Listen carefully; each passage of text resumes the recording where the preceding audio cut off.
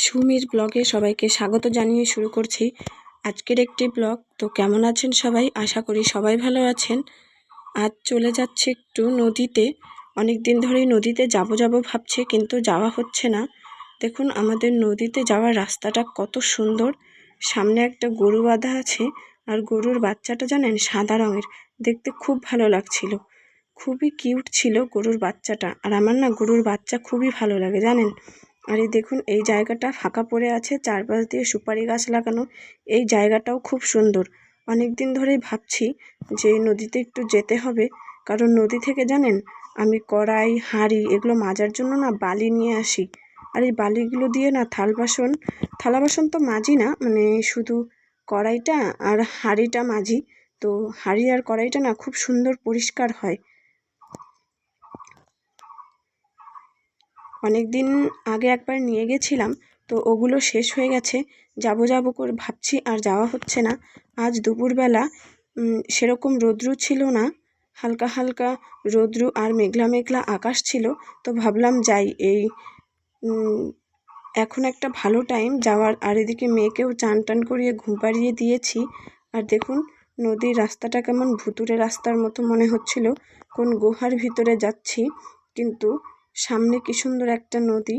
মাঝে মাঝে আমরা আসি জানেন, যখন আমাদের বাড়িতে কোনো অনুষ্ঠান হয় আর বাড়িতে অনেক আত্মীয় স্বজনেরা আসে বেড়াতে, তখন এই নদীতে আসি সবাই মিলে মজা করে স্নান করতে। আজ আর আমি স্নান করব না, শুধু বালি নিয়েই বাড়িতে চলে যাব। সঙ্গে এসেছে আমার বড় জায়ের মেয়ে। ওকে বললাম যে তুই চান করবি? ও বলল হ্যাঁ, এসেছি যখন একটু চান করেই নেই। ও অনেক দিন ধরে ভাবছিল আসবে, কিন্তু লোক পাচ্ছিল না, আর দুপুর টাইম তো এখন আশেপাশে কোনো লোকও নেই। কিন্তু প্রতিদিন জানেন এই টাইমে নদীতে ভর্তি মানুষ থাকে, সবাই চান করতে আসে।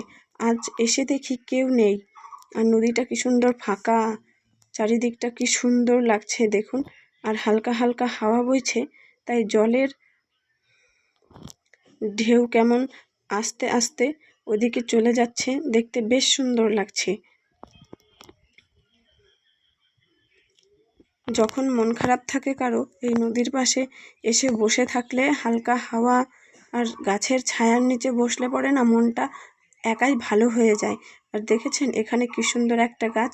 জানেন আমাদের সাথে যখন কোনো বাচ্চা কাচ্চা স্নান করতে আসে গ্রামের, তখন ওরা না এই আশপাশের যে গাছগুলো আছে এই গাছের থেকে জলের ভেতরে লাফ দেয়। ছোটবেলা আমরাও কত এরকম করেছি জানেন। আমাদের গ্রামে এত বড় নদী ছিল না, আমাদের গ্রামে ছিল বড় বড় পুকুর, মানে সবার বাড়িতেই না একটা করে পুকুর আছে। যেরকম এর আগে আমি ব্লগে দেখিয়েছিলাম আমার বাবার বাড়িতে একটা পুকুর আছে, অনেক জঙ্গলে ভরে গেছে, কিন্তু ওই পুকুরটা না আগে বেশ পরিষ্কার করে রাখতো আমার বাবা, কিন্তু এখন আর পরিষ্কার করা হয় না, কারণ মাছও ছাড়া হয় না, তার জন্য আর পরিষ্কারও হয় না। তো বাড়ির পাশে একটা কাকিমা ছিল, ওই কাকিমার বাড়িতে একটা পুকুর ছিল, ওনারটা ছিল একটু বেশি পরিষ্কার, আর সেখানে না মাছও ছেড়ে রাখতো। দেখুন নদীর জলটা কত পরিষ্কার, আর আমাদের পুকুরের জলগুলোও না এরকম পরিষ্কারই থাকতো। তো আমাদের পুকুরের থেকে ওই কাকিমার পুকুরটা ছিল বেশি ভালো, তাই আমরা না আমাদের বাড়ির পুকুরে না চান করে ওই কাকিমার পুকুরে ডেলি দুপুরে যেতাম চান করতে, আর খুব মজা করে স্নান করতাম।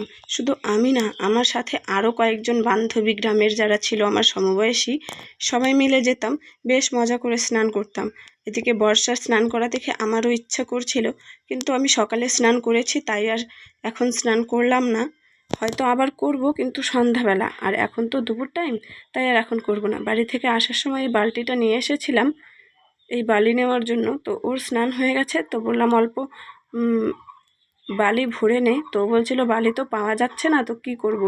আর এই যে কিছুদিন আগে বৃষ্টি হলো না, তার জন্য দেখেছেন কোথার থেকে কচুরি পানা ভেসে এসে সাইডে নদীর পাশে চলে এসেছে।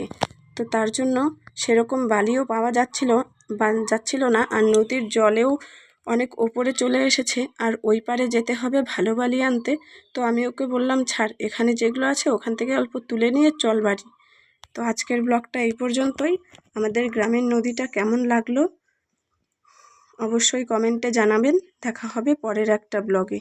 সবাই ভালো থাকবেন, সুস্থ থাকবেন, সাবধানে থাকবেন।